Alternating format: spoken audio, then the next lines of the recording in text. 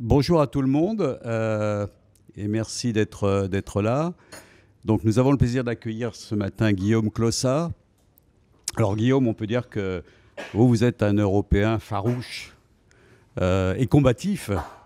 Il suffit pour cela de voir ce que vous avez fait depuis dans votre parcours. Donc je cite quelques exemples.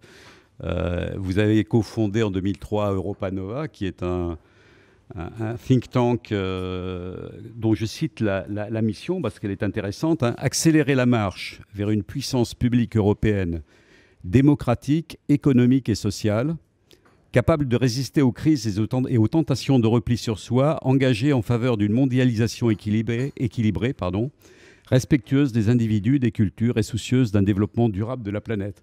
On peut dire que tout est dit là. Hein. C'était en 2003. Hein. C'était en 2003. La phrase date de 2003, ouais. C'est ça qui est marrant. Ensuite, vous avez lancé les États généraux de l'Europe en 2007 et vous êtes fait remarquer en faisant signer à Ségolène Royal et Nicolas Sarkozy une charte, un pacte présidentiel pour l'Europe. Je ne sais pas trop ce que c'est devenu, mais... Il y avait une dizaine de propositions dont les 2 tiers sont devenues une réalité. Bon, et donc moi j'ai été embauché comme conseiller spécial pour mettre en œuvre en fait ce que j'avais fait signer à Nicolas Sarkozy. Ce qui est assez agréable en fait d'avoir la possibilité de transformer ces propositions en réalité politique. Alors vous avez également fondé et coprésidé actuellement Civico Europa, qui est une association qui vise à donner une nouvelle impulsion.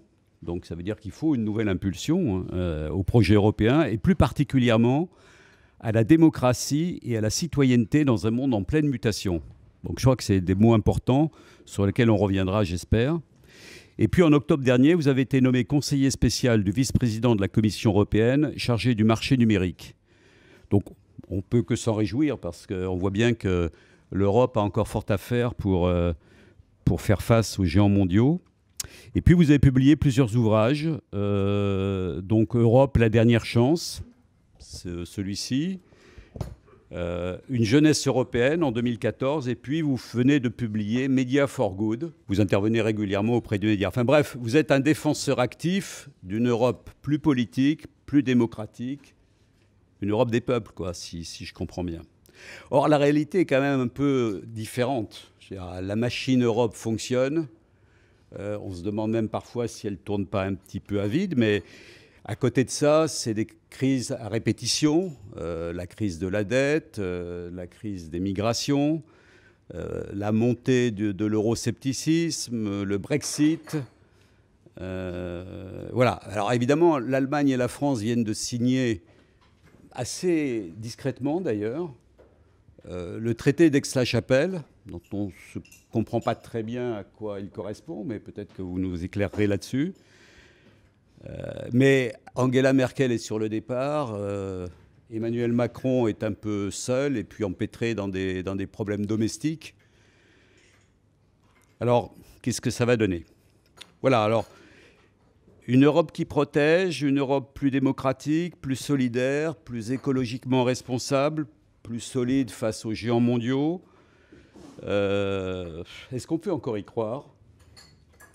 Et puis, quels signes voyez-vous que les choses vont bouger? Guillaume, c'est à vous. Merci Bernard. Vous commencez fort, hein. Le matin. Je pense qu'il faut que je reprenne un peu de thé pour avoir...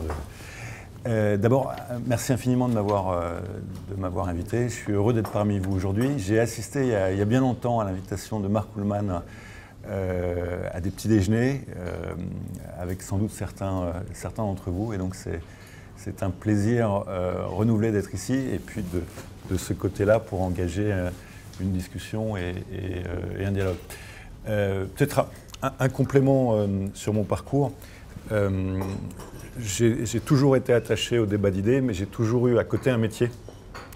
Et ces 5 dernières années, j'étais dirigeant de l'Union européenne de radio-télévision, en fait, qui est l'une des grandes coopérations industrielles non connues de l'Europe, parce qu'il y a beaucoup de succès européens qui ne sont pas dans les institutions. Mmh. Et l'Union européenne de radio-télévision, en fait, a défini les normes de la radio, de la télé, du web, jusqu'au début du millénaire, et où l'Europe a joué un extraordinaire rôle. et à mutualiser la R&D sur le secteur. Comme le CERN, qui est aussi une extraordinaire réussite européenne, comme l'ESA, qui est une réussite européenne, mais qui n'est pas dans le cadre des institutions. L'Europe ne se résume pas à ces institutions, et c'est quelque chose de très important. Et l'Europe, c'est d'abord des hommes et des femmes qui ont des intérêts communs et qui essaient de voir comment ils peuvent avancer ensemble. Et c'est comme ça que le projet européen, finalement, s'est constitué après-guerre sur de facto 2 piliers. On en voulait un troisième que les Français ont refusé, qui était l'Europe de la défense. Mais il y avait d'un côté le pilier finalement économique, avec d'abord la coopération en matière de charbon et d'acier, qui a conduit à la création du marché commun. Et de l'autre côté, l'Europe des droits fondamentaux, avec la Charte européenne des droits de l'homme, qui est la concrétisation de la Déclaration universelle des droits de l'homme que les Européens ont poussée. L'Europe, finalement, est née avec deux pieds, un pied économique et un pied droits fondamentaux, et cette charte qui est extraordinairement importante, qui, de facto, en fait, rassemble les Européens sur des valeurs cardinales, la dignité de la personne humaine, l'interdiction de la peine de mort, le respect de la vie privée, et toute une série de principes qui ont un sens particulier et qui font que l'Europe reste, malgré ses imperfections, l'endroit le plus abouti pour les droits et les libertés de chacun. Ça, c'est pour le cadre général. Et dans ce cadre général, on a construit finalement, sous parapluie américain, une union qui a pris en 1992 le nom d'Union européenne, qui avait d'abord pour vocation de mettre en place des infrastructures de coopération. Et pas de gérer des crises. Et ce qui s'est passé, et Bernard, vous l'avez évoqué, depuis une quinzaine d'années, en fait, on a toute une série de crises qu'on n'avait pas du tout prévues, avec un logiciel, des traités qui n'étaient pas du tout adaptés pour gérer ces crises. Et finalement, si on regarde ces 15 dernières années, on a annoncé au moins 25 fois que l'Union européenne allait mourir. Et c'est un point important. Depuis 15 ans, elle a fait preuve d'une résilience absolument extraordinaire. On oublie, il faut commencer par la première crise qui est le 11 septembre, qui a conduit à une grande division des Européens sur la guerre en Irak. À ce moment-là, on dit attention, ça va imploser. Ensuite, il y a les non-français et néerlandais au traité constitutionnel. Et pendant 2 ans, l'Europe est en panne totale. Ensuite, il y a la crise économique qui nous vient des États-Unis. Et finalement, les Européens sont les seuls à apporter une réponse parce que les Américains, les Russes, les Chinois étaient tous aux abonnés absents. C'est la Banque centrale européenne qui a fait des recommandations au Fed, je ne sais pas si vous vous rappelez, et aux Chinois et aux autres pour essayer de se coordonner le moins mal possible. C'est les Européens qui avaient la main. Il y a eu la crise grecque qui devait amener à la fin de l'eurozone et à la sortie de la Grèce de l'Union européenne, qui n'a pas eu lieu. Il y a eu la crise migratoire, qui reste toujours latente. Le Brexit, qui devait entraîner un effet domino avec plusieurs États qui auraient dû vouloir partir. Et ce qu'on a vu finalement, dans ces 7, 8, 9, 10 crises de ces 15 dernières années, c'est que l'Europe est là, et qu'il y a un immense paradoxe. C'est que si on regarde la perception des citoyens sur l'Europe et la perception des dirigeants sur l'Europe, elle est fondamentalement différente.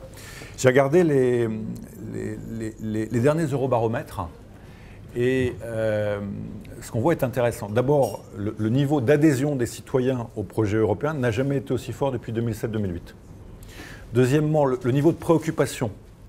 Les grandes préoccupations sur lesquelles les Européens soit stigmatisent l'Europe, soit attendent l'Europe, ce niveau a baissé. C'est-à-dire que le niveau migratoire, le sujet migratoire est un sujet qui enflamme beaucoup moins les Européens. On est revenu à des taux de préoccupation qui sont antérieurs à la crise. Le terrorisme, qui était une préoccupation a chuté aussi. La situation économique les préoccupe moins. Le développement durable les préoccupe de manière persistante. Et en même temps, ils se sentent européens. Le taux d'attachement à la monnaie unique n'a jamais été aussi fort. On est à 76, 77 17%. La volonté d'une sécurité commune, d'une politique migratoire commune est entre 60 et 70% selon les États membres. Et même en Italie, où il y a eu le vote populiste, l'adhésion au projet européen a gagné ces derniers mois plus de 12 points. Alors, c'est un paradoxe parce que partout on entend mais ça va mal, etc. Alors, regardons juste les indicateurs économiques. On est à un niveau de chômage qui est égal ou inférieur au minima de 2007. 2007, c'était le minima du siècle. On a repris l'année dernière, on avait un taux de croissance qui était supérieur au taux de croissance américain. Le plan Juncker, je ne suis pas complètement sûr de son impact, mais il y a quand même eu 350 milliards qui ont été investis dans la R&D, supplémentaire de ce qui avait été, prévu. Et pourtant, on a le sentiment que ça va mal. Alors je pense qu'il y a d'abord un biais français. Il y a d'abord un biais français. Et le biais français, c'est que la France a finalement quasiment toujours été, depuis une quinzaine d'années, le mauvais élève de l'Union européenne. On est le 4e pays où il y a le plus de chômage. On est le pays qui a le plus de mal à respecter les critères des 3%. On n'est pas les seuls, hein. Il y a aussi l'Italie. Et on est le seul pays qui voit l'Europe comme son extension. C'est-à-dire que, discussion que j'avais souvent avec Stéphane Rosès, il me dit, mais pour les Français, l'Europe, c'est la France en grand. Et donc, on projette nos désirs sur l'Europe et on est frustré parce que ces désirs ne se réalisent pas. Et ça, c'est très frustrant parce que tant qu'on n'a pas résolu ce syndrome de projection, on sera toujours mal à l'aise avec le projet européen. Le projet européen, tel qu'il a été construit après-guerre, c'est un projet collectif qui comprend des intérêts divers et la capacité finalement à coopérer ensemble pour avancer ensemble. Maintenant, il y a quand même des... Ça, je dirais, c'est le côté plutôt positif. On a une machine qui marche, on a résisté aux crises, on s'est adapté aussi parce que le traité de Lisbonne, qui est, à mon avis, à 30% utilisé, a permis un certain nombre de flexibilités. On a créé, pour résoudre la crise économique et financière, une union bancaire. On est en train de mettre en place une union d'investissement. Les banques sont mieux régulées en Europe que dans le reste du monde. Parfois, certains vous diront trop. On a mis en place des outils d'investissement qui n'existaient pas. Ça, c'est le côté positif. Le côté négatif, c'est que partout en Europe, on voit monter une forme je ne sais pas si c'est du populisme ou du nationalisme profond, une tentation de repli sur soi qui est extrêmement forte et qui nourrit les partis populistes qui savent les exploiter. Et face à ce défi du repli sur soi, je crois qu'on n'a pas réussi aujourd'hui encore à trouver une réponse et on n'a pas proposé une alternative, un projet européen alternatif qui permette à chacun de donner des perspectives. Si, dans le cadre de Civico dont vous avez parlé, on travaille avec les syndicats européens. Et il y a eu un sondage informel qui a été fait qui montre en vérité qu'il y a aujourd'hui un tiers des syndicalistes, qui étaient plutôt des gens soit centristes, soit de gauche, qui votent pour des partis nationalistes, voire d'extrême droite. Et ça, c'est nouveau. C'est qu'une partie. Et plus on leur dit vous êtes extrémistes, plus ils le deviennent. Et plus on les oppose, on oppose le bien et le mal, plus ils se confortent dans leur certitude. Et quand on analyse plus à fond, on voit que le sujet, c'est vrai partout en Europe, hein, il n'y a pas d'exception, c'est qu'il y a l'intériorisation que les perspectives d'avenir, et pour soi, et pour ses enfants, seront plus mauvaises. Et donc il n'y a plus de confiance dans une forme de progrès collectif qui était finalement le moteur de la civilisation occidentale depuis l'humanisme et la Renaissance. Et il y a une interrogation extraordinairement profonde sur les repères. Alors vous me direz, oui, mais c'est vrai en Europe, mais on le voit finalement aussi aux États-Unis. on le voit aussi au Brésil, on le voit un peu partout dans toutes les démocraties. Et vous n'aurez pas tort. Et pour moi, et c'est ce que j'ai écrit dans ce livre-là il y a une dizaine d'années, c'est que le sujet, c'est que nous sortons en fait de la domination occidentale, du monde dans lequel nous avons été élevés et qui comprenait un certain nombre de certitudes. Je crois toujours que nos valeurs sont universelles, mais elles ne sont plus perçues universelles par le reste du monde. Et quelque part, ça veut dire quoi? Ça veut dire que les repères solides sur lesquels la domination de l'homme blanc, finalement, et la civilisation occidentale moderne reposait, sont profondément ébranlés, et ça depuis une vingtaine d'années. Et on voit des signaux faibles en France dès le milieu des années 90, aux Pays-Bas, en Autriche. Et je pense que ces signaux faibles liés finalement au rééquilibrage extraordinairement rapide du monde, avec des puissances qui sont apparues et qui deviennent de plus en plus des menaces, on pense à la Chine, a été sous-estimé.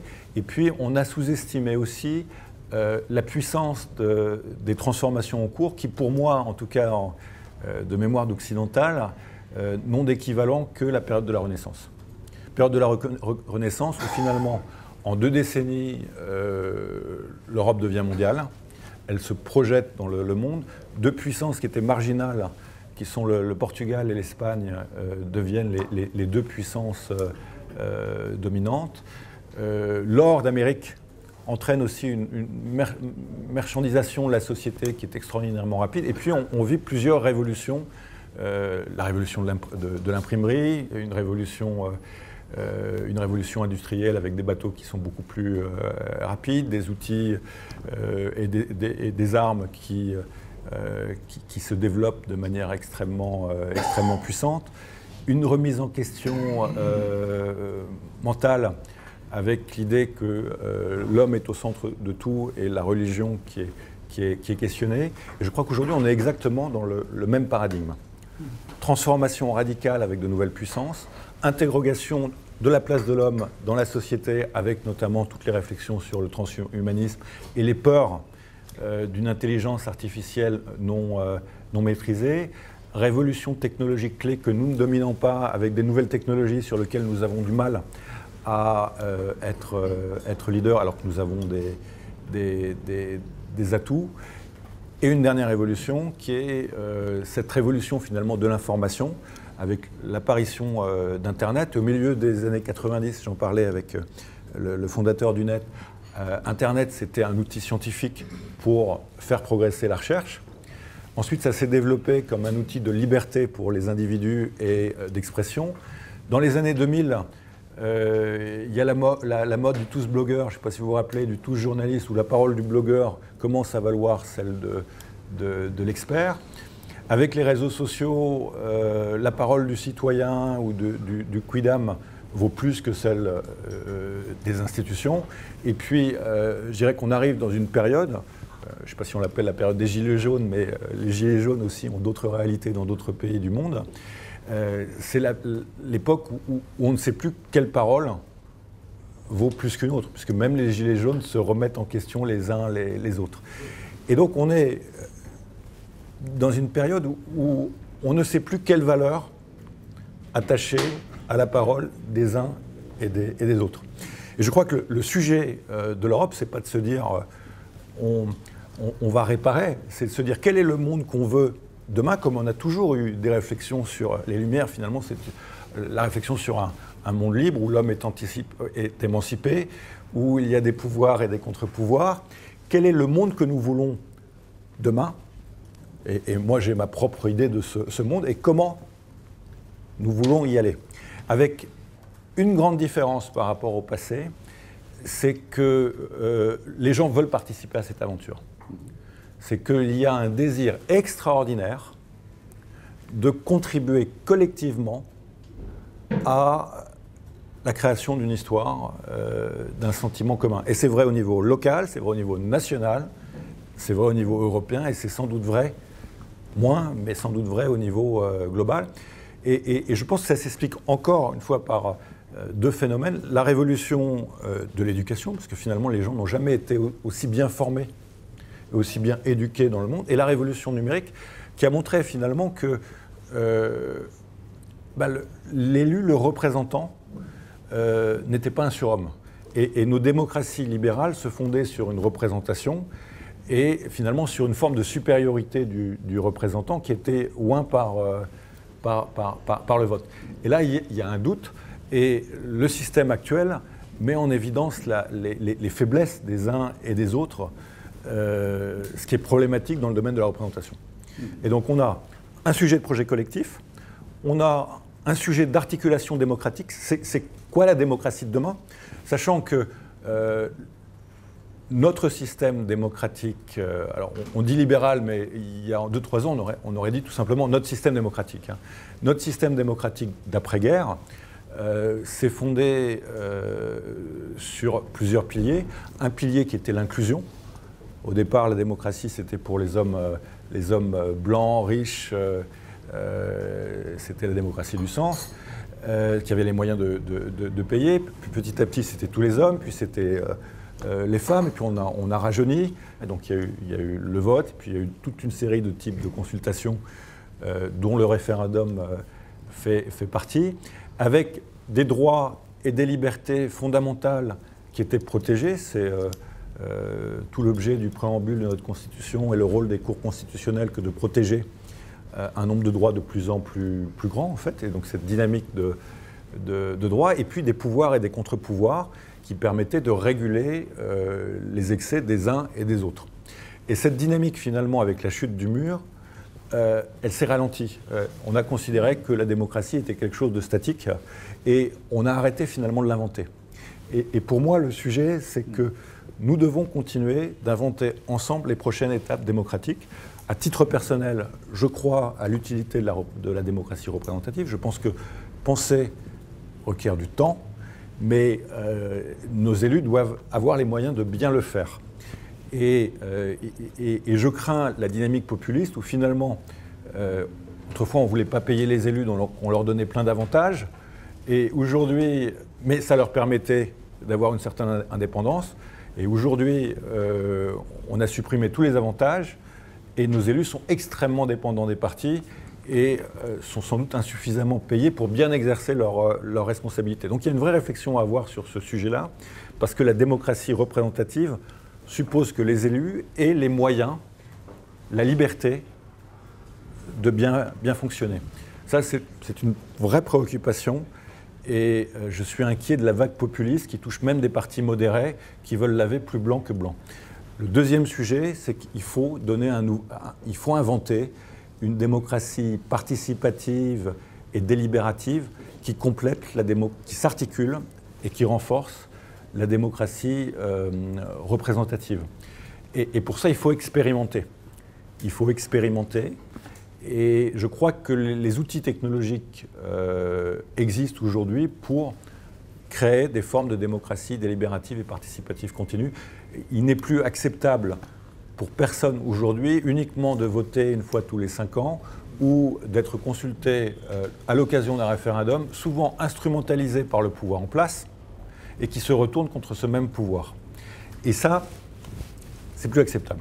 C'est pour ça qu'en 2016, à la veille du Brexit, on a créé Civico avec l'analyse qu'il y avait un espace politique qui ne répondait plus dont le fonctionnement ne répondait plus aux besoins des citoyens, et que si on ne mettait pas en œuvre des démarches de débat finalement continu, on irait vers ce à quoi on assiste aujourd'hui finalement avec les gilets jaunes.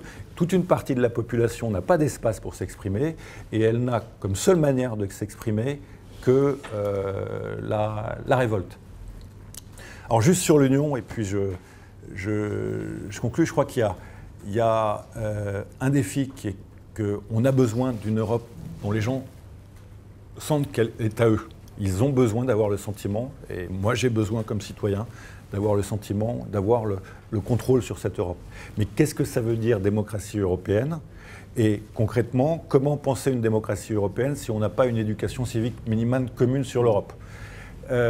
Comment penser la démocratie européenne si c'est 27 démocraties nationales strictement en silo? Et c'est un reproche que font les citoyens à l'Europe.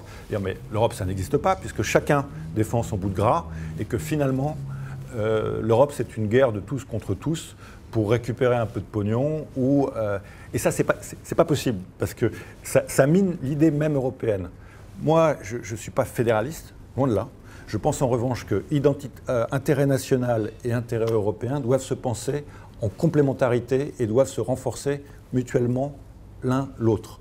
Et ça n'est possible que si chacun a d'abord une compréhension commune des enjeux et que les acteurs se comportent selon des règles de vivre ensemble qui sont des règles finalement politiques, de citoyenneté, de civisme. Donc un sujet démocratique majeur, un sujet d'efficacité institutionnelle et d'incarnation. Comment croire à l'Europe quand on ne sait pas qui l'incarne? Les citoyens ne savent pas qui pilote l'Union européenne, et donc ça donne le sentiment d'un bateau qui d'où l'enjeu de choisir à l'occasion des élections européennes les vrais dirigeants de l'Union. Mais on le sait aussi, un enjeu électoral n'a de sens que s'il y a des vrais budgets, des vraies ressources derrière. Autrement, on n'y croit pas. On n'y croit pas et on dévalorise la chose. Et puis, il y a quelques sujets sur lesquels on doit apporter des réponses communes.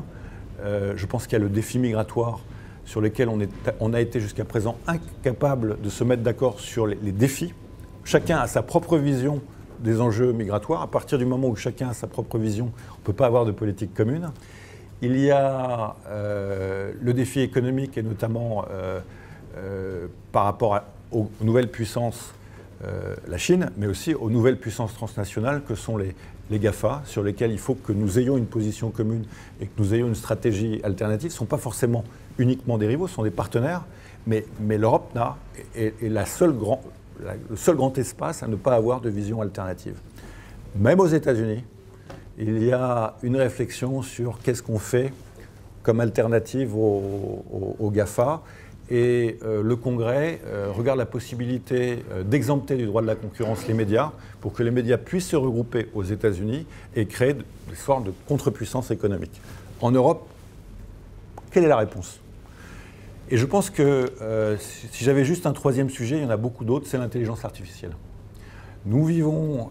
l'intelligence artificielle, ça n'a rien de nouveau, hein, ça existe. Les réflexions, les travaux existent depuis la guerre. Mais l'Europe est extraordinairement bien, et pour réussir l'intelligence artificielle, il faut trois choses. Il faut des données de qualité, il faut des processus numérisés, et puis il faut une capacité à analyser, à gérer ces données de masse. Et donc il faut de la taille critique. Et on peut le faire pour des visées économiques, on peut aussi le faire pour des visées humanistes. Et pour moi, l'enjeu de l'intelligence artificielle pour l'Europe, compte tenu de la dépense publique européenne qui est près de la moitié de la dépense totale, c'est comment on utilise cette intelligence artificielle au service de l'homme pour améliorer la santé, pour améliorer la mobilité, pour améliorer nos services publics qui sont une masse à la fois d'infrastructures et financières considérables, et qui doivent nous permettre finalement d'être les leaders mondiaux de cette intelligence artificielle. Mais si nous n'utilisons pas la dépense publique dans cette perspective, nous ne serons une fois encore que des suiveurs, et avec un risque que ces technologies qui se basent sur des algorithmes, et un algorithme finalement c'est juste la réflexion d'une vision politique, portent des visions qui ne sont pas du tout conformes à l'ADN européen. Et donc finalement, quelque part, que la civilisation européenne, si on peut parler de civilisation, en tout cas celle d'après-guerre, fondée sur la coopération, la paix, la capacité à émanciper les individus et à mettre la ressource publique au service du bien commun, cette civilisation-là, elle disparaisse dans les 2 décennies qui arrivent. Voilà. Voilà quelques réflexions, à froid.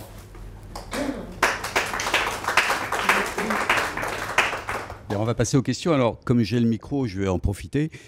Il se passe un événement aujourd'hui qui est donc le Brexit. Moi, ce qui m'a frappé, c'est que dans cette opération-là, au fond, on a fait preuve de solidarité. Alors évidemment, c'est pour un divorce.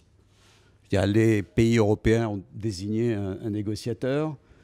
Il a négocié ce divorce à peu près dans la coopération, avec la coopération de tous les autres pays. Pourquoi est-ce que cette coopération qui s'est développée là sur le Brexit, pourquoi est-ce qu'on n'arrive pas à la faire sur des sujets positifs? Par exemple, pourquoi est-ce qu'on n'a pas réussi à la faire sur la politique migratoire? Pourquoi est-ce qu'on n'a pas réussi à la faire sur la politique vis-à-vis des GAFA, par exemple? Alors, peut-être un point particulier sur le Royaume-Uni d'abord. Moi, j'ai été étudiant à Londres et j'ai eu la chance d'avoir un professeur d'histoire qui était quelqu'un de très respecté, qui nous a expliqué un peu les fondements de l'identité britannique.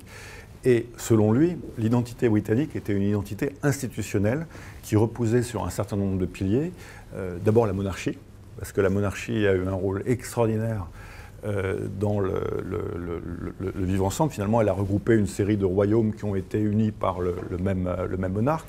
Ensuite, le Commonwealth et l'Empire qui ont donné des perspectives, notamment à des populations comme les populations écossaises, qui étaient particulièrement attachées à l'Empire. Les Écossais, c'était un peu, raison gardons, hein, une forme de Corse qu'on envoyait dans l'Empire et ça les fidélisait.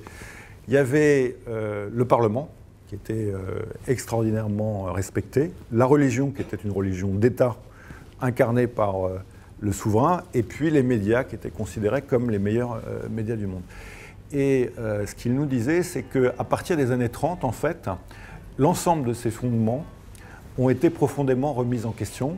D'abord parce que l'Empire a commencé à s'effriter au moment où les Dominions prennent leur autonomie, on est en 1930. La monarchie, avec la figure du souverain et l'affaire Édouard VII, est aussi profondément ébranlée, et la religion avec. Le Parlement a, dans les années 50, connu des affaires de corruption aussi extrêmement fortes. Et l'économie britannique a connu un déclin continu, en gros, de 1930, en termes de proportion, jusqu'au milieu des années 70.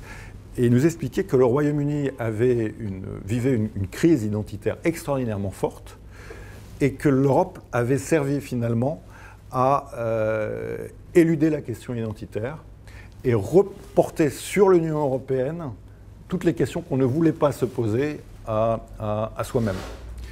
Et la relation, et le Royaume-Uni est une île, ce qui n'est pas non plus négligeable, qui n'a jamais été envahi depuis 1066. Et donc la relation au continent a toujours été extrêmement problématique, extrêmement tendue.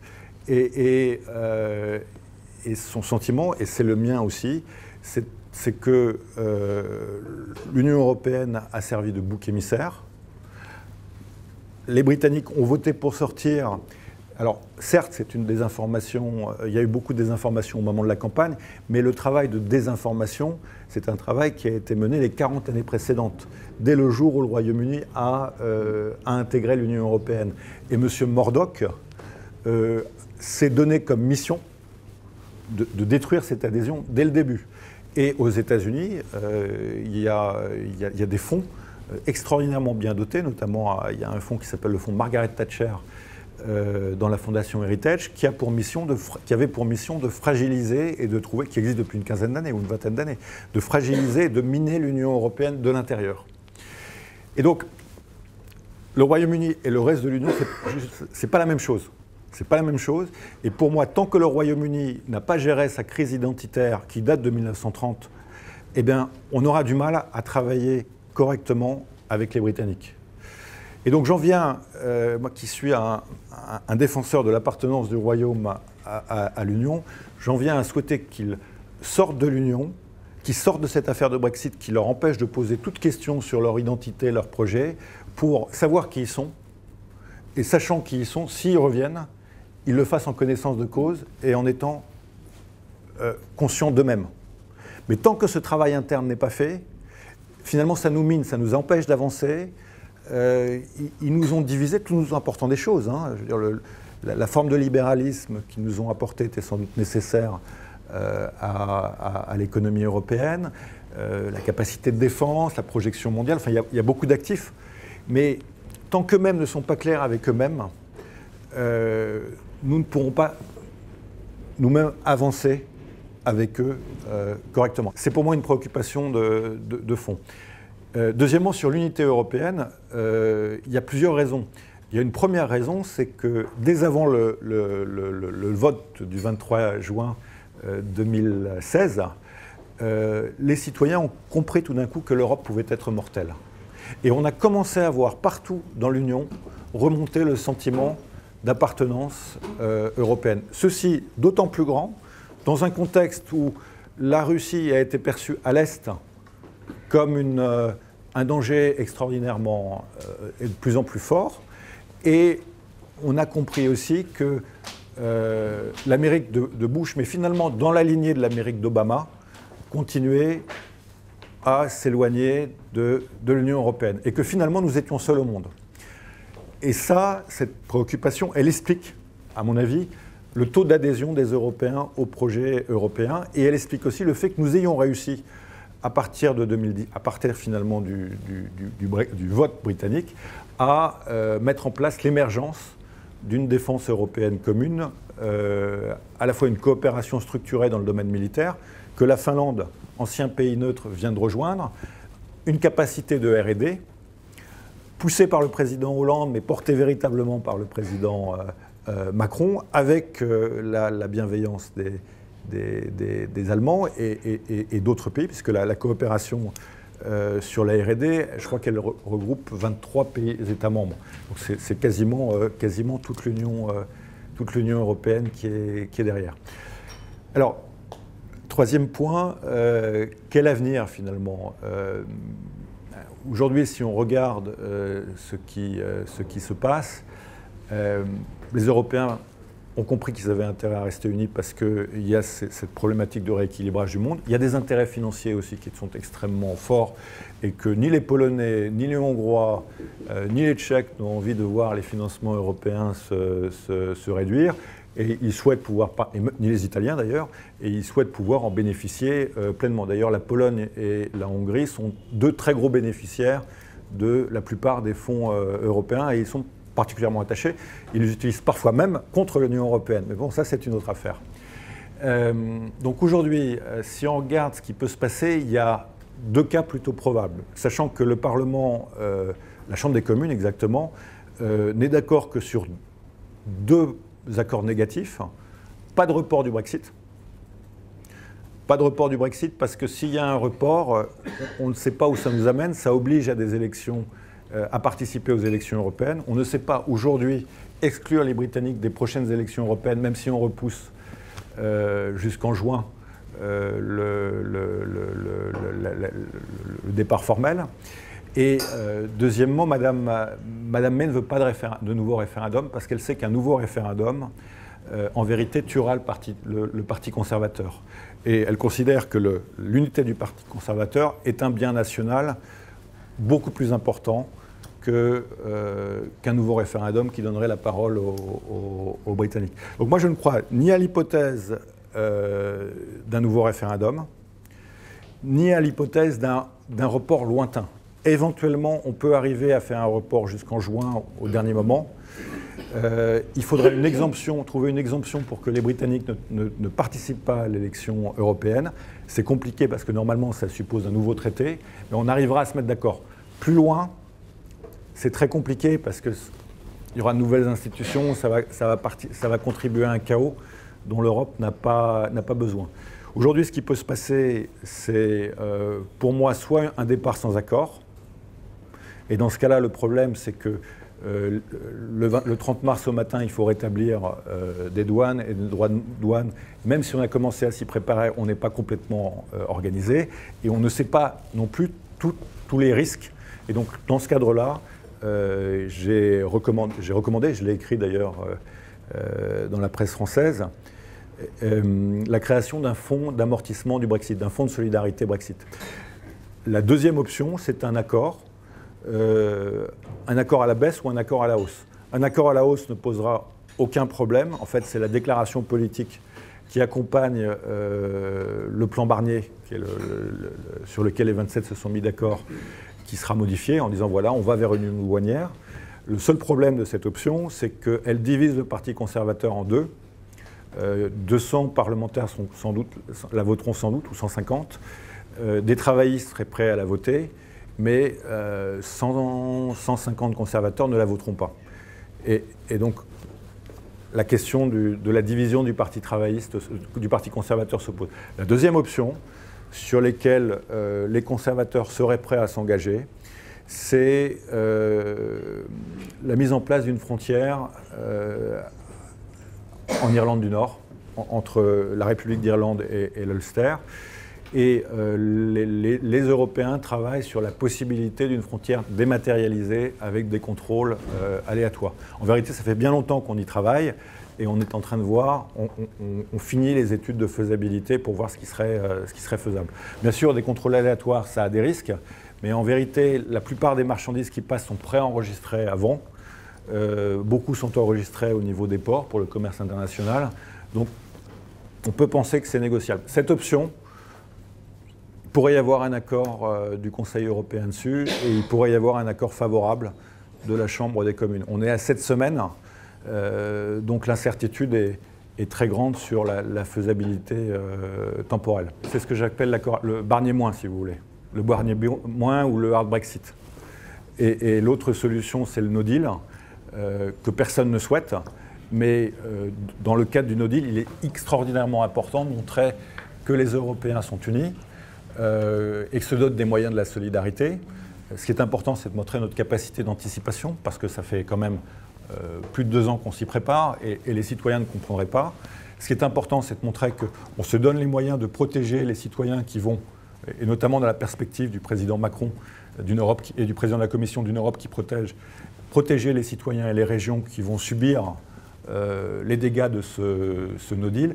Et puis c'est extrêmement important de donner un signal au monde que les Européens sont en ordre de marche et sont prêts à tourner la page du Brexit et se projeter dans l'avenir. Donc ce fonds, pour moi, on doit le préparer et on doit être prêt à le lancer dès qu'on sent qu'on va vers le no deal. Après, sur le long terme, moi je suis convaincu que nous garderons des relations très fortes avec le Royaume-Uni et même qu'à un moment ou à un autre, si l'Europe reprend son élan, le Royaume-Uni reviendra. Mais il faudra qu'il revienne avec les mêmes conditions que tous les autres ou qu'il ne revienne pas.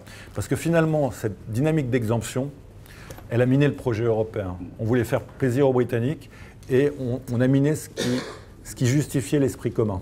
Et ce qui est insupportable pour les Européens, enfin, si je puis me permettre, leur problème, ce n'est pas une Europe fédérale ou une Europe des souverainistes, une Europe des...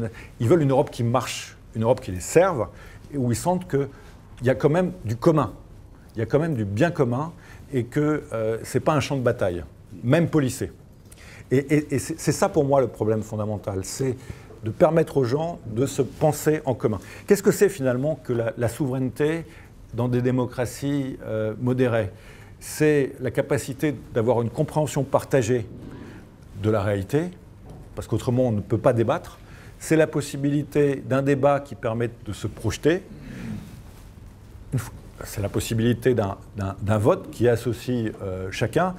Et une fois qu'on a voté, c'est la possibilité de décider et de mettre en œuvre les décisions. Et les gens ont le sentiment que sur ces différentes dimensions de la souveraineté, eh ben, ça ne fonctionne pas. Parce qu'on n'arrive pas, on ne partage pas la même compréhension des sujets. Alors parfois on vote, mais une fois qu'on a décidé, et on a du mal à décider, on met souvent pas mal ou pas en œuvre du tout les décisions qu'on a prises, et donc c'est pas crédible. Et donc il y a un vrai sujet d'efficacité, et l'efficacité, c'est la contrepartie c'est l'holocratie, c'est la contrepartie du peuple. On a besoin de ça. Bernard Aubert, je suis avocat, je m'occupe de migrants. Donc la seule nuance que j'ai par rapport à ce que vous avez exposé, c'est que je crois qu'il n'y a pas de politique de migration cohérente au sein de l'Europe qui soit possible. Il y a des pays de l'Est qui sont dans une situation tout à fait différente à l'égard des migrants de ce que nous sommes, nous, dans notre extrémité ouest de l'Europe. Et quand nous avons entendu ici François Héran, qui, comme vous le savez, est professeur au Collège de France, il a très clairement expliqué que la France était le 13e pays dans l'Europe pour le nombre de demandeurs d'asile qui sont acceptés par rapport aux millions d'habitants. Et je crois que c'est ça la vraie mesure. Et je pense que ce problème-là, il est dans la tête de Mme Le Pen, peut-être d'un certain nombre de gilets jaunes, c'est vrai. D'ailleurs, moins nombreux aujourd'hui, comme vous l'avez dit, qu'il y a 6 mois.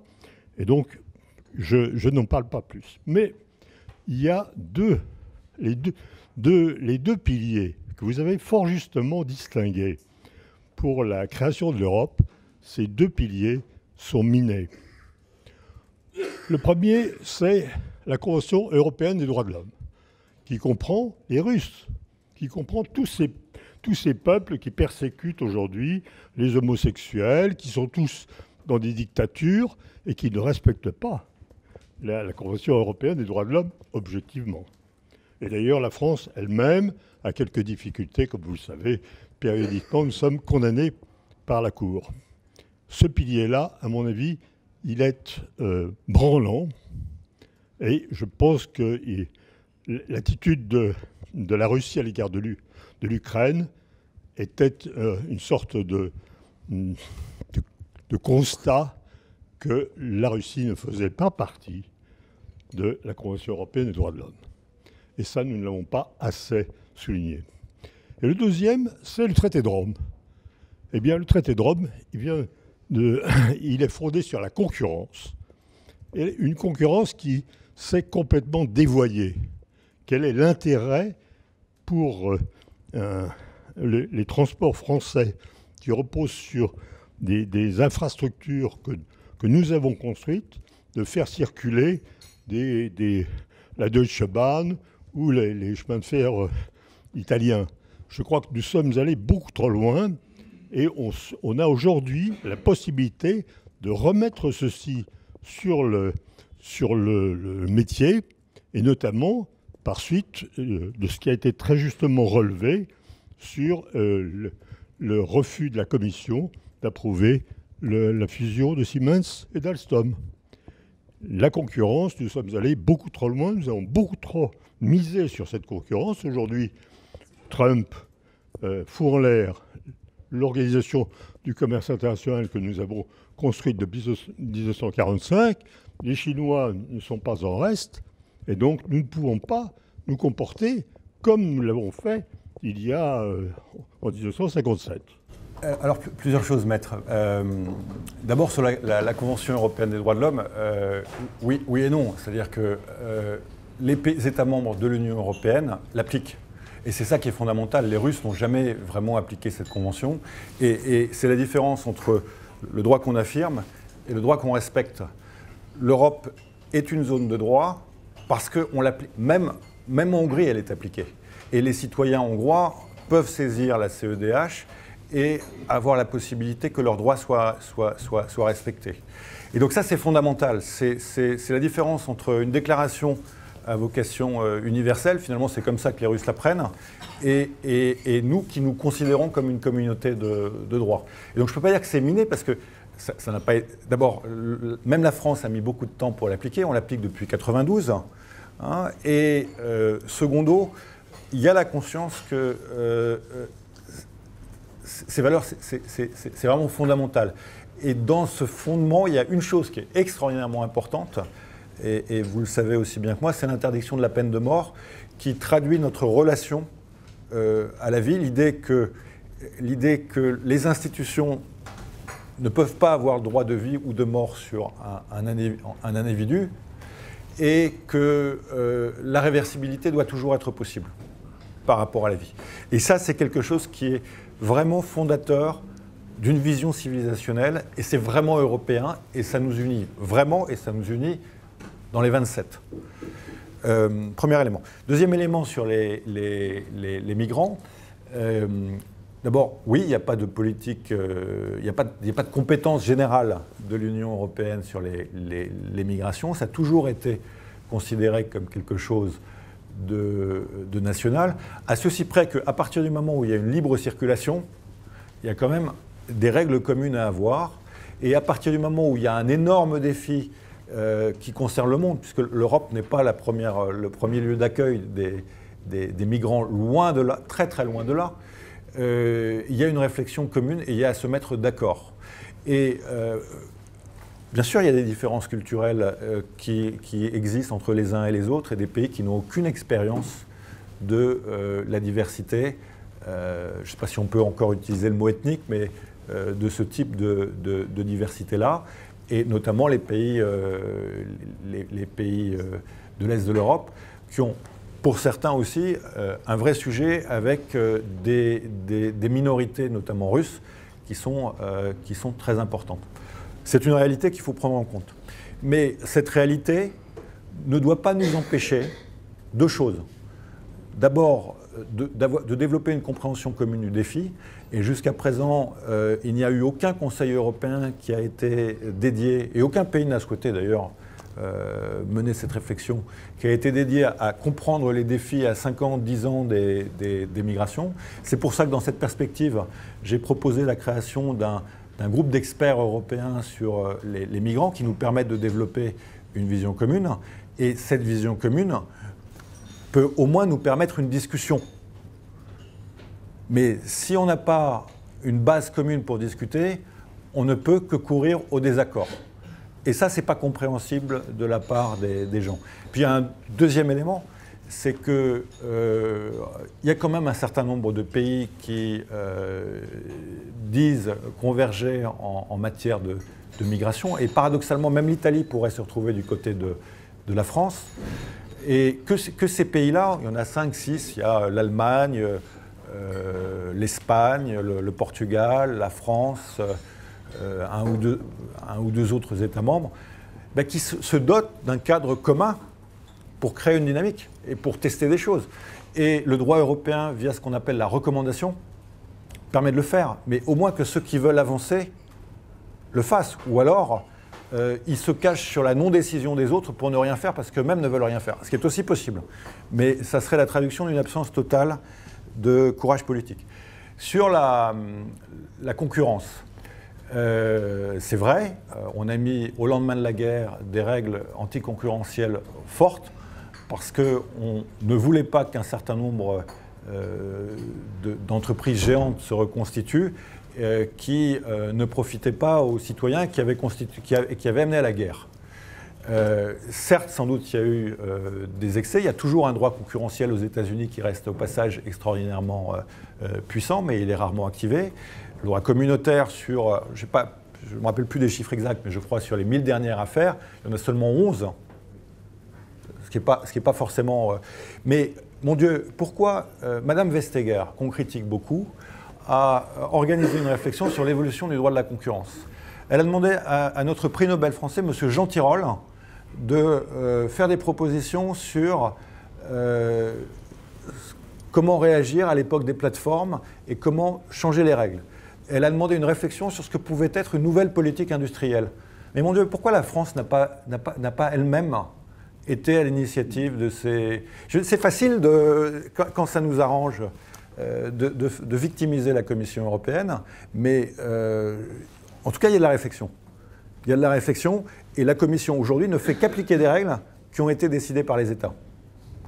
Que les quelques États qui considèrent qu'il y a un vrai problème se mettent autour de la table et lancent une vraie réflexion. Monsieur Peter Altmaier, que je connais bien, qui est le ministre de l'économie allemande, a uniquement ce 1er février fait une déclaration disant que, enfin sous-entendant que finalement on avait sous-innové, sous-investi en Europe, insuffisamment innové, qu'on avait du mal à faciliter les regroupements et l'émergence de géants européens, mais que l'Allemagne pose aussi elle-même les vraies questions et qu'elle joue sa responsabilité là-dedans. Je pense que c'est pas que l'Union. Hein. L'Union, elle est le reflet aussi, notamment, beaucoup des débats franco-allemands ou de l'absence d'ambition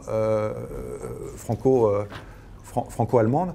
Mais en tout cas, ce que je peux vous dire, c'est qu'il y a des réflexions sur la table pour créer des politiques industrielles intelligentes, pour réformer le droit de la concurrence, pour voir si et comment on peut aussi avoir une riposte, notamment anticoncurrentielle, par rapport aux GAFA, qui sont des puissances mondiales, qui touchent tous les secteurs industriels. Et pour moi, ce sont des bonnes questions et il ne faut s'interdire aucun tabou. Et j'aimerais que les élections européennes qui arrivent soient le moment de poser ces questions. Et qu'il y ait des gens compétents qui les portent. Et que ce ne soit pas des débats schématiques.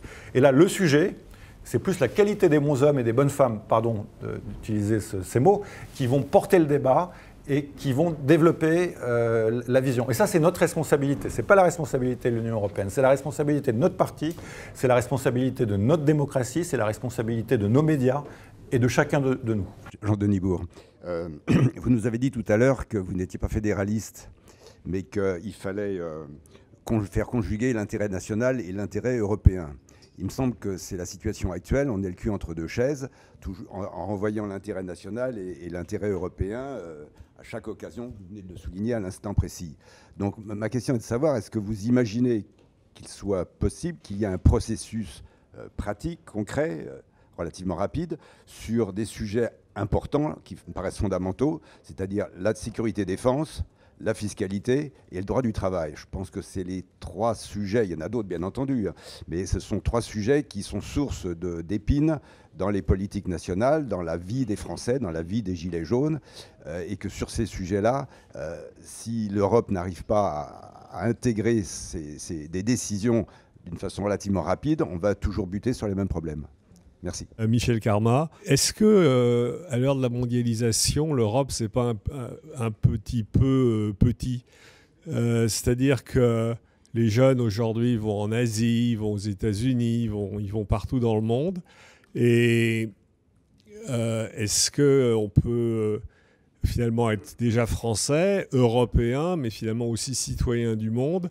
Et c'est vrai que même si on a des intérêts en commun géographiques, puisque l'Europe sont des pays géographiquement proches, est-ce qu'une identité européenne, parce que c'est ça qu'on recherche finalement, parce que d'avoir des cultures très fortes, différentes, ça existe dans différents pays du monde, aux États-Unis en particulier, mais il y a une identité américaine. Alors cette identité européenne, comment peut-elle émerger à l'heure de la mondialisation qui dépasse de loin les bornes de l'Europe ? Voilà.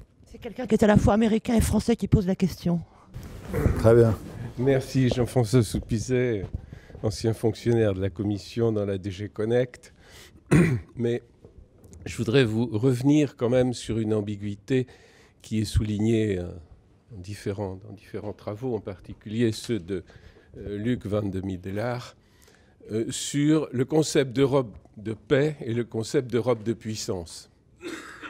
Et je crois qu'il sera difficile de progresser sur l'incarnation de l'idée européenne auprès des citoyens et sur l'adhésion des citoyens si cette ambiguïté n'est pas d'une certaine manière levée, et en particulier dans des domaines comme ceux qui ont été mentionnés autour du numérique, la situation dans laquelle nous nous trouvons vis-à-vis des grands acteurs mondiaux du numérique qui pose un véritable problème, parce qu'il ne s'agit pas seulement d'un soft power, il s'agit en fait à la fois d'une prédation économique, d'une domination, et d'autant plus que cette domination est renforcée par l'extraordinaire instrumentalisation politique du droit américain en termes de politique internationale.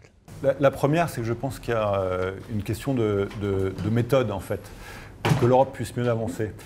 À l'époque, je parle sous votre contrôle, mais à l'époque du président Delors, le président Delors avait un centre de réflexion, qui existe toujours, hein, il y avait un centre de réflexion qui aidait à préparer les conseils européens pour avoir une compréhension, une matière commune. Et d'ailleurs, la Commission avait la main sur 95%, en tout cas c'est ce qu'on disait, de l'agenda du Conseil.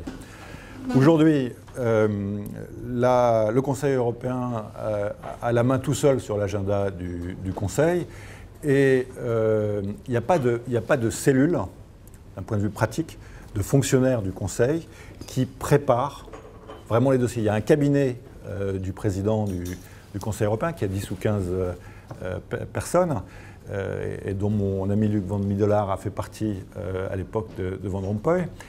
Et puis il y a des services du Conseil de l'Union européenne avec un secrétaire général, mais qui ne contribuent pas, en tout cas en l'état actuel des choses, à une vraie préparation des dossiers. Et puis il n'y a pas non plus le rôle que faisait la Commission, qui était de veiller, à l'époque du président Delors, qui était de veiller finalement à faire converger les membres.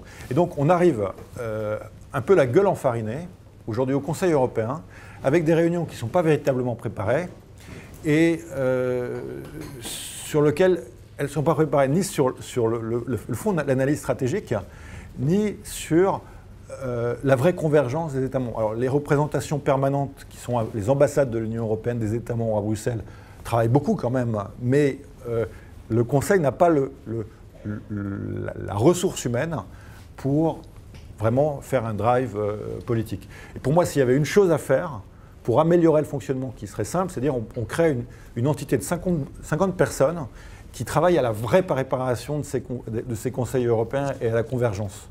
Parce que ça permettrait quand même d'avoir une vision commune des sujets. Si on n'a pas de vision commune, comment décider ? Et pour moi, c'est un problème. Je ne sais pas si ça répond à votre question, mais c'est sans nouveau traité, quelque chose qui, pour moi, permettrait de bien mieux converger et finalement de développer une conscience et une forme de professionnalisme. Ça ne serait pas acceptable dans une entreprise d'avoir un board qui fonctionne de cette manière-là. On l'accepte pour l'Union européenne. Moi, je trouve qu'il y a un problème. Ce n'est pas une affaire de traité. Hein. Encore une fois, le traité de Lisbonne est utilisé à 30%. On n'utilise pas son potentiel, ni même en matière sociale. Il y a une clause transversale sociale qui est quasiment jamais utilisée et rarement invoquée par les États membres. Et je vais même vous dire plus, j'ai un ami qui est ministre des Affaires sociales, il a posé la question à un conseil des ministres des Affaires sociales. La plupart ne connaissaient pas l'existence de cette clause. Donc, il y a aussi, voilà, je veux dire, il y a des choses qu'on peut faire qui permettraient de changer véritablement la donne. Deuxième élément, alors votre sujet, moi je pense qu'on ne peut pas avoir de souveraineté démocratique sans souveraineté médiatique. Et d'ailleurs, c'est l'objet de ce livre et de mon expérience de ces 5 dernières années, parce que j'étais le dirigeant de l'Union européenne de radio-télévision, qui est le service public commun, en fait, la mutualisation des services publics européens. Et ce dont je me suis rendu concrètement compte, c'est que nous sommes dépendants, pour les médias qui ont de la publicité, de leur publicité, hein, les ressources publicitaires des médias en Europe, depuis 2014, en tout cas c'est les chiffres que j'ai vus, se réduisent de 10% par an. C'est considérable. Les plateformes conditionnent les formats aussi. Pour la distribution, nous sommes aussi dépendants, mais cette dépendance, elle est non seulement sur la distribution, mais elle est aussi sur notre manière de penser, puisqu'on va diffuser des formats qui se diffusent. Et donc tout le monde va faire le même format. Et ça, c'est contraire à l'esprit européen de diversité. Et pire que ça, nous sommes dépendants pour la R&D, puisque certaines entreprises non européennes ont mis en place des coopérations qui permettent en fait de profiter de programmes de R&D qui, à mon sens, devraient être des programmes publics. Et puis pour les opérations, parce que ces mêmes entreprises en fait, fournissent des services gratuits qui permettent à des grands journaux d'avoir des processus de traitement de l'information. Et donc, comment parler de souveraineté, comment oser parler de souveraineté si nous n'avons pas un système médiatique pluraliste, pleinement indépendant, sur sa distribution, sur sa conception, sur sa recherche. Voilà, moi je crois que c'est un vrai problème. L'Union européenne s'est abstenue de ce sujet. Elle a considéré que les médias étaient un sujet de régulation à la marge parce que les États membres ont considéré que c'était le domaine national. Mais à partir du moment où la concurrence des médias est une concurrence transnationale, où les médias deviennent des data companies, des sociétés de données, et que leur force tient à la capacité d'exploiter le plus grand nombre, On est sur un terrain mondial et on doit repenser complètement notre approche. C'est l'objet de la réflexion que m'ont demandé le président de la Commission et le vice-président, et du rapport que je vais mettre en marche. Je ne peux pas vous en dire beaucoup plus. Ce que je peux vous dire, c'est qu'il faut adapter le droit de la concurrence, non seulement au GAFA, mais au BATX, mais on ne peut pas avoir qu'une démarche qui est réactive. Il faut aussi se donner les moyens d'une démarche qui soit offensive et proactive, et nous-mêmes développer notre plateforme, nos plateformes, notre philosophie de l'intelligence artificielle et des règles qui doivent l'accompagner, notamment des règles éthiques, que nous-mêmes, nous devons nous doter d'un droit qui soit un droit transnational, parce que vous avez évoqué les États-Unis, mais les États-Unis, nous, on a développé le RGPD, le Règlement général de protection des données. Mais, et ce RGPD, en vérité, les entreprises doivent l'appliquer au niveau global et doivent protéger les données européennes et ne pas les transmettre à d'autres autorités. Mais les Américains ont développé le Cloud Act, que vous connaissez peut-être. Et le Cloud Act, c'est la capacité à demander à n'importe quelle société américaine de transmettre n'importe quel type de données sans en informer les gens qui sont concernés, où que soient ces données. Et donc finalement, ce Cloud Act annule le RGPD. Et donc, moi, je pense qu'il faut une riposte. Et je n'ai pas vu grand monde riposter. Ça, c'est un sujet, maître, d'intérêt majeur. Et donc, moi je crois qu'il faut revenir aux fondamentaux. Et les fondamentaux concernent aussi bien l'Europe que nos démocraties. Nos démocraties se sont fondées sur à la fois le développement d'un système d'éducation de bonne qualité et le développement de systèmes médiatiques pluralistes, diversifiés, indépendants. Les deux fondements sont grandement en cause aujourd'hui. Et tant au niveau national qu'au niveau européen, voire au niveau global, on voit ce qui se passe au Brésil. Et donc le sujet pour nous est d'adresser d'abord et en priorité ces sujets-là pour rester souverains. Le reste, c'est de la foutaise. Pardon d'être un peu radical peut-être sur ces... Mais c'est profondément ce que je pense. Il y a urgence. Et le problème, c'est qu'il n'y a pas seulement un incendie dans la maison, c'est que les bases sont en train de brûler. Et on laisse faire.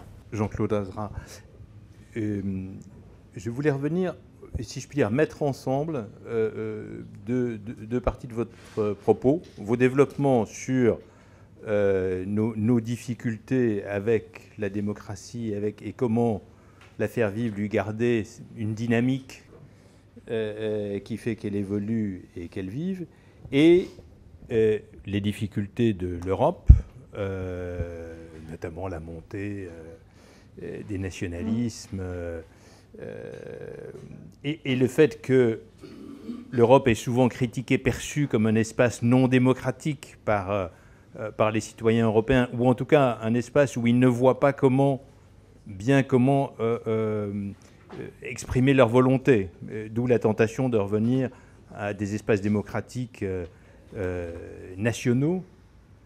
Est-ce qu'il y a une sortie, si je puis dire, à votre sens, par le haut, en mettant ces deux problèmes ensemble? Est-ce qu'au niveau européen, nous serions capables de proposer, de concevoir des innovations démocratiques qui fassent que,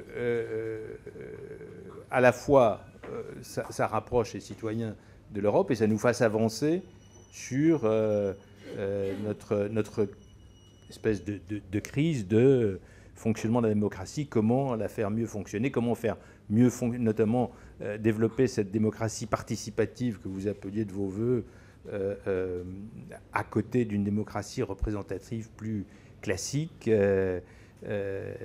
Voilà. Qu'est-ce que vous auriez en tête comme innovation démocratique au niveau européen? Il manque la réponse à la question sur fiscalité, défense et travail.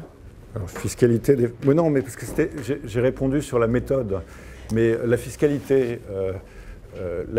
pour moi, on a failli, en tout cas sur la fiscalité des GAFA, avoir un accord. Il a manqué l'Allemagne. Moi, ce que j'aurais fait si j'avais été en situation, c'est que j'aurais utilisé ce qu'on appelle la recommandation, qui vous demandez à la Commission européenne un cadre général, et avec tous ceux qui sont d'accord, ça évite, avec tous ceux qui sont d'accord, puisqu'il y avait 22 pays qui étaient d'accord, vous mettez en place. Vous mettez en place. Et ça, c'est redoutable. La vérité, c'est que si on ne l'a pas fait, c'est qu'il y avait beaucoup d'États qui n'avaient pas forcément envie de le faire. Mais à partir du moment où un État brandit l'outil de la recommandation, s'il y en a 23 qui sont d'accord et qu'il y en a 6 qui partent, la plupart va suivre. Et moi, je suis convaincu que l'Allemagne aurait suivi. Sur la fiscalité. Sur la défense, il y a de vrais progrès au niveau de la défense européenne, mais ça reste un embryon. Progrès d'ailleurs engrangé par le président Macron, à la fois le fonds de R&D qui permet en fait de réduire le nombre de projets de défense, en tout cas c'est l'objet, et puis l'idée d'une coopération structurée entre les armées européennes par rapport à un conflit qui soit beaucoup mieux organisé avec la perspective d'un état-major. Ça, c'est un embryon. Je pense que le vrai sujet, pour nous, c'est un pilier. Moi, je crois qu'il est nécessaire de garder les liens avec les États-Unis. Je crois que l'OTAN reste utile, particulièrement dans un monde non pas qui se démondialise, mais où le multilatéralisme est agacé. Donc, il faudrait un vrai pilier européen, un vrai pilier UE au sein de l'OTAN. Ensuite, le troisième sujet, c'était le travail. Le travail, c'est... Alors, il y a eu des progrès avec la directive sur les travailleurs détachés, mais mon sentiment, c'est que sur le travail, les États membres n'ont pas forcément envie de converger. Certains parce qu'ils considèrent que c'est des normes trop élevées, et d'autres parce qu'ils considèrent que ce serait des normes trop basses. Et donc finalement, finalement, s'il y a un dernier sujet qui reste d'ordre national, chacun est extraordinairement attaché à gérer les relations du travail au niveau national. Ce qui ne veut pas dire qu'on ne puisse pas continuer à converger, qu'il n'y ait pas une sorte de serpent social, comme il y avait eu un serpent monétaire, mais voilà, je pense qu'il y a une réalité, il y a des choses qui font plus partie de la souveraineté qu'autre chose, et aujourd'hui le travail c'est quelque chose qui est extraordinairement important. Ça n'empêche que sur la réglementation travail, mon sentiment est que, je parle sous votre contrôle d'ailleurs, c'est qu'il n'y a pas d'envie des États, et donc voilà, donc il faut qu'aux élections européennes, il y ait des gens qui portent vraiment le sujet et qu'il y ait une majorité dessus, mais on ne voit nulle part, alors si en France plus particulièrement, mais voilà, mais il y a un moment où il faut aussi écouter, les gens. C'est pas quelque chose qui revient. J'ai regardé les derniers Eurobaromètres, c'est très bas. Hein. Et non, le fait que l'Europe s'occupe du travail, ça ne préoccupe pas aujourd'hui les gens. Oui, mais je vous le dis. Je ne dis pas qu'il n'y ait pas de problème. Je vous dis qu'aujourd'hui, il n'y a pas d'appétence pour ça. Et donc, il y a des réalités politiques. Après, il faut que les syndicats s'organisent mieux, que les citoyens s'organisent mieux, mais il y a un moment où il faut écouter aussi les gens et écouter ce qui se dit, tant quantitativement que qualitativement. Aujourd'hui, il n'y a pas cette appétence. Je ne dis pas que en cas de nouvelle crise, ça ne reviendra pas. Je suis convaincu que ça reviendra. Mais aujourd'hui, il n'y a pas cette appétence. Et il y a plutôt le sentiment, au niveau national, pas en France, mais dans beaucoup d'États membres, pas en France ni en Italie, ni en Espagne, mais que les choses vont plutôt bien. Parce que les taux de chômage sont extrêmement bas. Hein. On est à des records depuis le début du millénaire. Non, mais il faut avoir ça en tête aussi. Hein. Et donc, la perception... Mais nous, on est toujours le mauvais élève. C'est un désespoir, parce que c'est le pays qui a le plus de potentiel, et c'est un pays qui reste mauvais élève. C'est un désespoir national. Sur la démocratie... moi, je pense que... Enfin, d'abord, moi-même, avec une centaine de personnalités, on est en train de mettre en place une expérimentation qui s'appelle We European, et je vous invite à découvrir cette expérimentation. C'est la première et la plus importante consultation transnationale qui n'ait jamais été menée. Et c'est un test simple où on engage via les réseaux sociaux, et on voit d'ailleurs notre dépendance aux GAFA, parce qu'il n'y a pas de meilleure manière d'engager les gens aujourd'hui, à tort ou à raison, que les réseaux sociaux. Hein, 250 millions de citoyens européens sont sur Twitter ou sur Facebook. Enfin, c'est quasiment plus que les citoyens américains en proportion. Et ils sont très actifs. Hein. Donc on engage une centaine de millions de citoyens sur une question qui est comment réinventer l'Europe. Et donc on est en train de tester. On le fait au niveau des 27. On fait émerger des propositions par pays et ensuite on traduit ces propositions et on les partage à l'ensemble des 27. C'est un processus de test sur 6 semaines qui va donner lieu à des propositions d'intérêt général européen. Et ces propositions vont être révélées par les citoyens à l'origine et on sera capable de cibler les gens qui sont à l'origine de ces propositions le 22 mars lors d'un congrès des Européens qui se tiendra au Parlement européen. Et ce sont les citoyens qui vont présenter leurs propositions et on a invité les chefs d'État et de gouvernement et les parlementaires européens à venir les écouter et dialoguer avec eux. Et l'idée, c'est que si on teste la démocratie participative, celle-ci doit avoir une écoute de la démocratie représentative et la démocratie représentative doit s'en emparer. Autrement, ça ne marche pas. On fait des consultations qui n'aboutissent à rien. Et on doit le faire de manière non conflictuelle et si possible non référendaire, parce qu'autrement, ça dramatise le sujet. Et le sujet, c'est plutôt des processus qui, à mon sens, doivent être continus et pas des processus qui sont discontinus. Donc là, il y a cette expérimentation. On va voir ce qu'elle donne. On va en tirer des enseignements. Et mon idée, c'est un projet de 3 millions d'euros. Il nous manque 3,5 millions. Il nous manque encore 500 000 pour que c'est un impact. Donc si ça vous intéresse de nous aider, vous êtes bienvenus. 3 millions, c'est pas mal déjà. Hein. Mais on n'a pas encore tous les sous pour cette expérimentation. Elle est lancée depuis... Vous pouvez contribuer. Je vous invite à aller à weeuropeans.eu. On l'a lancé la semaine dernière. On a 100 000 nouveaux participants chaque jour. Ça fait 3 ans qu'on le prépare. C'est 3 ans de préparation. Donc voilà, je ne sais pas si ça répond. C'est une expérimentation. Donc ça, on a une communication via les réseaux sociaux pour l'instant parce que autrement, communiquer coûte très cher. Et on avait calculé que pour faire une communication grand public, il nous fallait 4 millions de plus. Mais via les réseaux sociaux, on engrange 100 000 personnes par jour. C'est pas si mal. Hein. C'est pas si mal. Et les gens participent. 40% des 100 000 font des propositions, ce qui est énorme. 60% réagissent, se positionnent par rapport aux propositions. Et quand je parle de 100 000, ça veut dire qu'on a touché à chaque fois 10 fois plus. Je crois que c'est 12,5% entre le nombre de personnes touchées et ceux qui participent. Donc ça veut dire que chaque jour, on touche 1 million de... C'est pas mal. C'est une expérimentation. Moi, je n'ai pas les moyens politiques. Je vous propose un moyen, parce que justement, j'avais la même question. C'est pas le moment, justement, à l'heure où les politiques descendent discuter sur l'idée de la démocratie participative, de dire qu'il y a une expérimentation qui peut se passer, qui peuvent s'exprimer sur les réseaux sociaux. Écoutez, moi j'en suis tout à fait convaincu. Ça coûte pas cher, on ne passe pas par Google Ads, etc. J'en ai parlé aux médias, ils sont plus intéressés par mes prises de position sur le Brexit que par ça. Parce que... et le problème aussi, c'est la responsabilité. Là, on fait un gros truc.